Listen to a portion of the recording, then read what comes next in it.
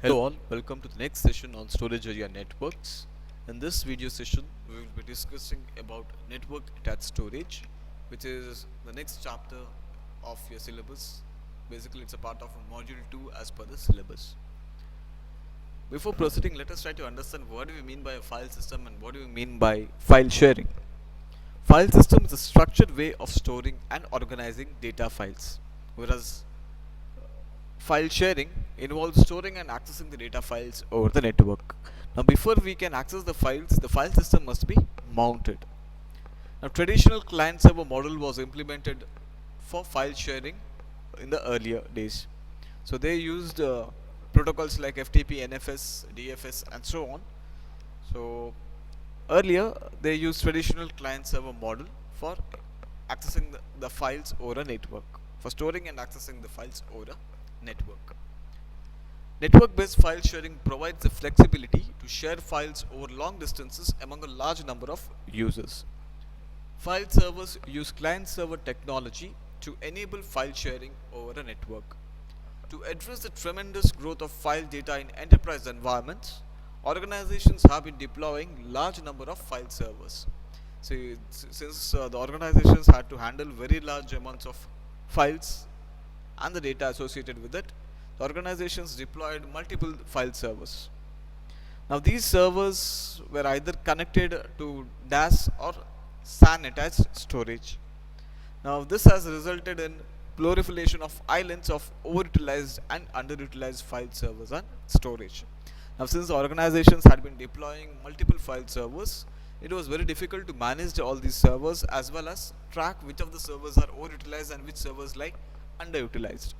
In addition, such file sharing environment had poor scalability, higher management cost as well as greater complexity. It was very difficult to scale these file servers. It was very difficult to manage multiple file servers as well as it was not that cost effective. Now, network attached storage emerged as a solution to all these challenges. All the limitations or demerits of network, your normal file sharing environment was overcome by using or implementing network attached storage or NAS. As it is shown in this diagram, it shows the file sharing technology evolution. Earlier, the files were stored on standalone PCs. So then they used portable media for file sharing. Then the concept of network PC was used. Then they had networked file sharing with the traditional file sharing environment. You had a file server and the storage devices and a bunch of clients here. As we can see, we had multiple file servers.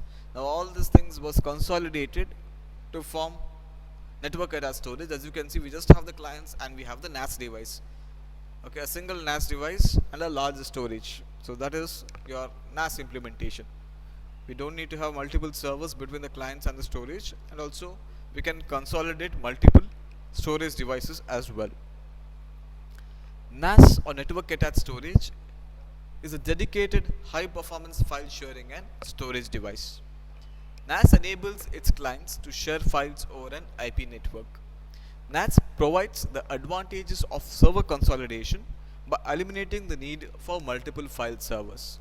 It also consolidates the storage used by the clients onto a single system, making it easier to manage the storage. Network attached storage uses network and file sharing protocols to provide access to the file data. This NAS provides the advantage of server consolidation. Rather than having multiple file servers, NAS consolidates all these things just by having one NAS device. There is no need to have multiple file servers while using network attached storage. It also consolidates the storage used by the clients onto a single system, making it very easier to manage the data. Now, since there is no need to deploy multiple file servers, so there is a benefit of cost advantage as well as the less or simpler complexity. The complexity is drastically reduced. The complexity to manage the file servers is almost completely reduced in case of NAS implementation. So what is NAS again? NAS is a shared storage on a network infrastructure. Okay, we don't have to have multiple file servers, we just have one NAS device. As we can see here, rather than having multiple file servers, all these servers can be consolidated using a single NAS device. So every server does need to have applications, print drivers, file system, operating system, network, and disks. So all that is consolidated by a single NAS device, which is having its own file system, an operating system, and a network. So NAS is dedicated for file serving. It uses real-time operating system dedicated for file serving purpose. The operating system on the NAS device is dedicated for file serving purpose, and it's a real-time operating system. Let us briefly go through the benefits of network attached storage. First benefit is support for comprehensive access to information. It offers very high efficiency because it uses special purpose operating system. The third benefit is improved flexibility. That is, it is platform independent. The fourth benefit we have is centralized storage. Fifth benefit, it offers simplified management since there is no need to manage multiple file servers. It is highly scalable. It offers very high scalability. Next advantage is it offers high availability, that is by providing redundant components. It also provides security integration to environment, that is by having proper user authorization and authentication. It is also a low cost storage device. The cost is very less compared to having multiple file servers, and one more very important benefit is ease of deployment. This NAS can be deployed very easily. So these are the benefits of network attached storage. Now let us look at the components of network attached storage. A NAS device has two key components. We have the NAS head and the storage. These are the two key components of network attached storage. Now the NAS head, it includes a bunch of components. This is the NAS head. It includes a bunch of components. It has a CPU and a memory. It is having one or more network interface cards or the NICs, which provide connectivity to the client network. Now examples of network protocols supported by this network interface card include Gigabit Ethernet, Fast Ethernet, ATM, and Fiber Distributed Data Interface. We call it as FDDI. These are the protocols that is supported by the NICs of this NAS head. Okay, this NAS head is having CPU, memory, and network interface cards. It also has an optimized operating system for managing NAS functionality. So it translates file level requests into block level storage requests and further converts the data supplied at the block level to the file level.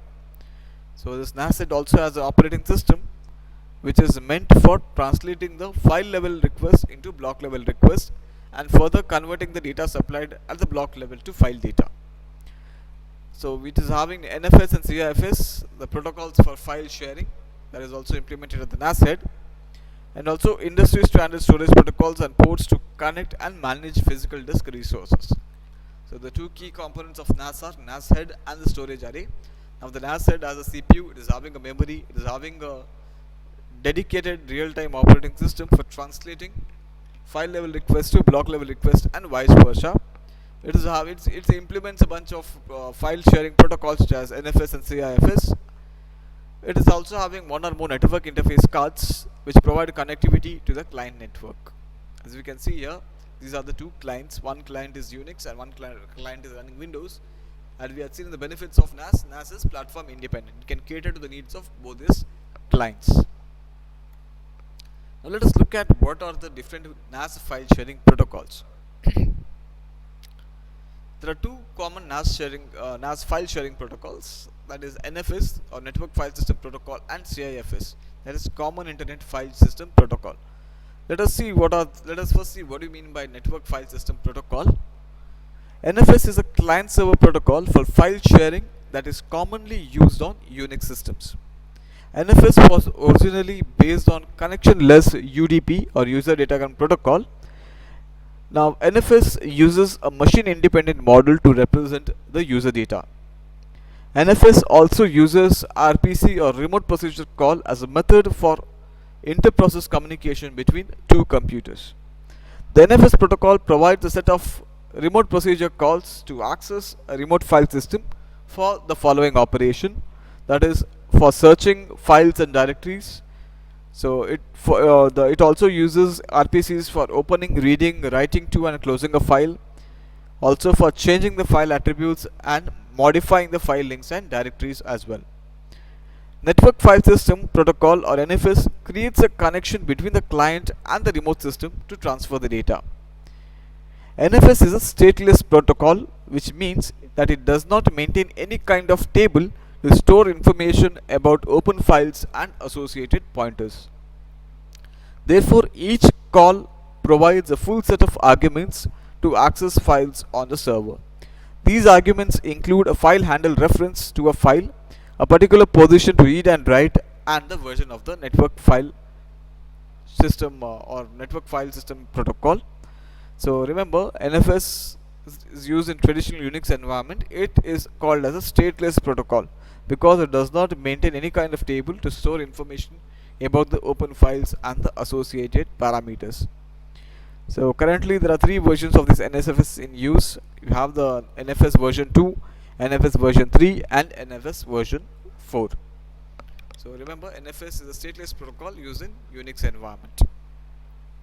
The second protocol that is used in NAS is CIFS or Common Internet File System Protocol. Common Internet File System Protocol is a client-server application protocol that enables client programs to make requests for files and services on remote computers using TCP/IP. So CIFS is an application protocol that enables the client programs to make requests for files and services on remote computers over the TCP/IP. It is a public or open variation of server message block protocol. So the CIFS is a variation of the SMB protocol or the server message block protocol. The CIFS protocol enables remote clients to gain access to files on a server. Okay, it allows the remote clients to gain access to files on a server. CIFS enables file sharing with other clients by using special locks. File names in CIFS are encoded using Unicode characters. CIFS provides the following features to ensure the data integrity. That is, it uses file and record locking to prevent users from overwriting the work of another user on a file or a record. Okay, CIFS, it uses file and record locking mechanism to prevent from overwriting of the work of some other user. CIFS supports fault tolerance and can automatically restore connections and reopen files that were open prior to an interruption. The fault tolerance features of CIFS depend on whether an application is written to take advantage of these features. Moreover, CIFS is a stateful protocol because CIFS server maintains the connection information regarding every connected client. Remember, CIFS is a stateful protocol. In contrast to NFS, which is a stateless protocol, CIFS maintains the connection information regarding every connected client. Hence, it is called as a stateful protocol. If a network failure or CIFS server failure occurs, the client receives a disconnection notification. User disruption is minimized if the application has embedded intelligence to restore the connection. However, if the embedded intelligence is missing, the user must take steps to re-establish the CIFS connection. Okay, remember, CIFS is traditionally used in Microsoft environment for file sharing. It is a variation of the server message block or the SMB protocol, and very importantly, it is called as a stateful protocol because it maintains the connection information regarding every connected clients. So two protocols we have, NFS and CIFS. Again, NFS is a client server application that uses RPC mechanisms over UDP protocol. So mount upon to grant access to remote hierarchical file structures for local file system structures, and access to the mount can be controlled by permissions in NFS. So it was developed by Microsoft, the CIFS protocol, it was developed by Microsoft in 1996. Again, it's a variation of SMB protocol. It is called as a stateful protocol, as we just discussed now. It operates as the application of the presentation layer of the OSI model. Okay, so most commonly used with Microsoft operating system, but it is also platform independent. CIFS runs over TCP/IP and uses domain name service for name resolution.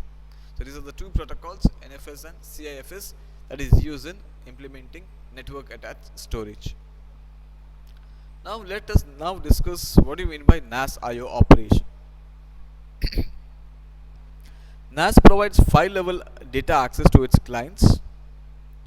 So file IO is a high level request that specifies the file to be accessed.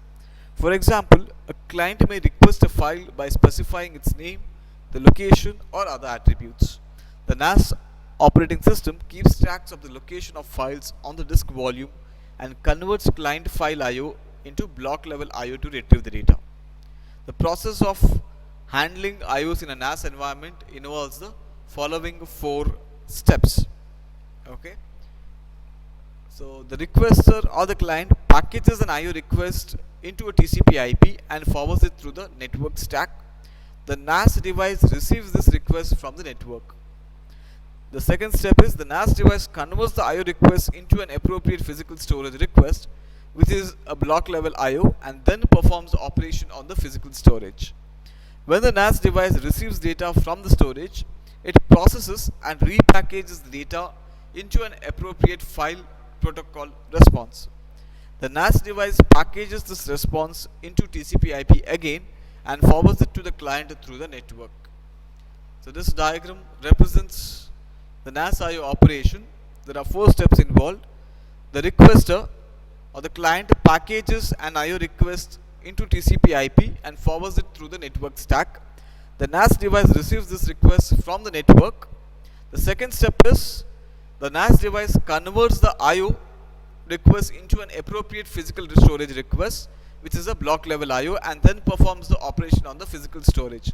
As we can see, this is the physical storage, this is the NAS device, and this is the client.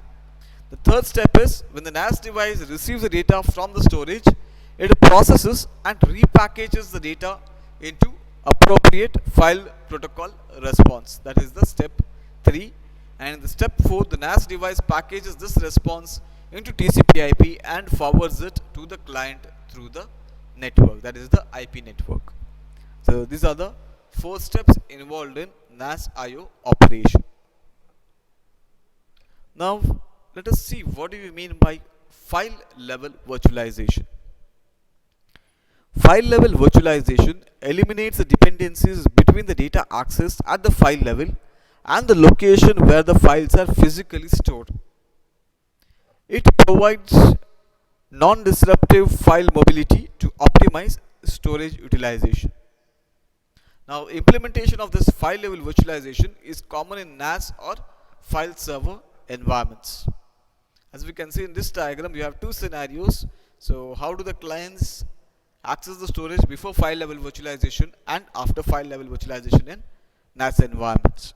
The one on the left, the diagram on the left represents the file sharing environment before file level virtualization.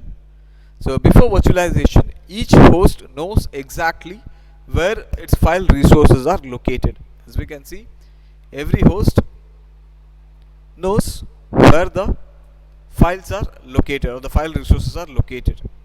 This environment leads to underutilized storage resources and capacity problems because files are bound to a specific NAS device or a file server. It may be required to move the files from one server to another because of performance reasons or when the file server fills up. Moving files across the environment is not easy in this scenario and may make files inaccessible during the file movement.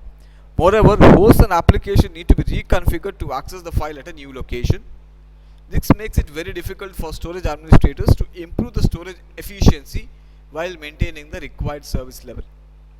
So before virtualization, each host knows exactly where its file resources are located, which leads in underutilized storage resources because the files are bound to a specific NAS device or a file server. So there may be a need to move the files between the different hosts, and when this movement is done, the files may be inaccessible or the files may be unavailable. Also, such a scenario makes the system administrators, or it makes difficult for system administrators to improve the storage efficiency while maintaining the required service level. To overcome these challenges, file level virtualization was implemented. File level virtualization simplifies the file mobility. It provides the user or application independence from the location where the files are stored. File level virtualization creates a logical pool of storage, as it is shown in this diagram. It creates a logical pool of storage from where the users use a logical path rather than a physical path to access the files. File level virtualization facilitates the movement of files across the online file servers or NAS devices. This means that while the files are being moved, clients can access their files non-disruptively. It offers the highest availability for accessing the files, even when the files are being migrated from one client to another, or while the files are being moved from one host to another. Clients can also read their files from the old location and write them back to a new location without realizing that the physical location has changed. A global namespace is used to map the location path of a file to the path names. So what we can see in this diagram is there's a virtualization layer which acts as an abstraction layer between the clients and the files. Okay, migration of files between the different NAS devices can be done while the files are being accessed by the clients, which is not possible in case of non-virtualized environment. So file level virtualization offers the highest availability. Even when the files are being migrated between the file servers or the NAS devices, the files remain accessible. That is, it offers the highest availability. The clients can also read their files from the old location and write them back to the new location without even realizing that the physical location of the file has changed. So this is file level virtualization. So in this particular session, we discussed what is NAS, what is the need for NAS, benefits of NAS, the components of NAS, the protocols that is used for NAS, and what do we mean by file level virtualization. Thank you.